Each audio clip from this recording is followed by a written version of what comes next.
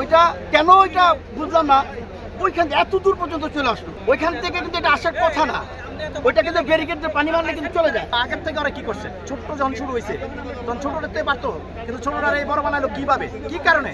আজকে ওই যে বলে যে ব্যথা ব্যথা, কোন জায়গায় ব্যথা? সারা অঙ্গে ব্যথা, মলম দিব কোন জায়গায়? ছোটতে যদি শুরু করতো তাহলে শরীর আর ব্যথা হইতো না। আহত হবে কিভাবে?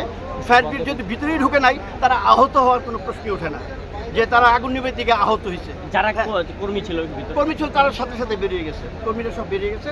তারা কিছু প্রশ্ন, আমারও প্রশ্ন, এটা আমার প্রশ্ন যে এইভাবে আগুনটা তারাও তো, তাদের তো কর্মী ছিল, তারা তো নিভাইতে পারতো। তাদের প্রথম চেষ্টা থাকতো যে আমার অফিস রুমে আগুন ধরছে, আমরা চেষ্টা করি। আপনার ওই যে আগুন নিবানোর সব কিছু ছিল, এখন তারা কেন সব বেরিয়ে গেল? আর এই আগুনটা এখানে এতক্ষণ জ্বললো কেন? ওইখানে যখন আগুনটা জ্বলে আপনার ফায়ার, আপনার যে ওইখানে ওইখানে আপনার 1.5 ঘন্টা ওইখানে ছিল। কিন্তু এদের বিমানের বা সিভিল এভিয়েশনের নিজস্ব ফায়ার সার্ভিস আছে। তো ওরা কি করলো? এরপরে যে বিভিন্ন জায়গাতে যা আসছে, ওরা কি কাজটা করলো? এখন কি পারে না? সন্ধ্যার আগে তো পারতো, কার্গোর গেটটা খুলে ওরা নিয়ন্ত্রণ করতে পারতো। পানি তো নাই, এমন না যে পানি নাই, পানি আছে, লোকজন আছে, নিরাপত্তা বাহিনী তো কত সুন্দর নিরাপত্তা দিছে। ওরা নিরাপত্তায় যেভাবে কাজ করতেছে, এখন এইভাবে কি কাজ করতে পারতো না?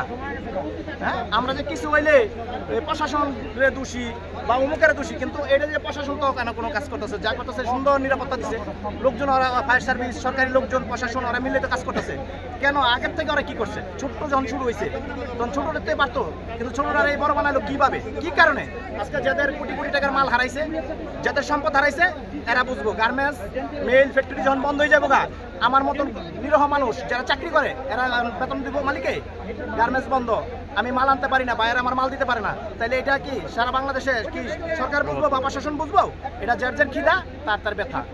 তাহলে ওরা যদি সুন্দরভাবে চিন্তা করতো যে এত টাকার মাল যাইতেছে, যে আমরা একটু রক্ষা করব, সম্ভব ছিল। ওদের কি গাফিলতির কারণে আজকে এই দেশে এই পরিস্থিতিটা হবে, এবং কি একটা দোষ নামবে আমাদের ব্যবসায়ী সমিতি, তারা বুঝবে।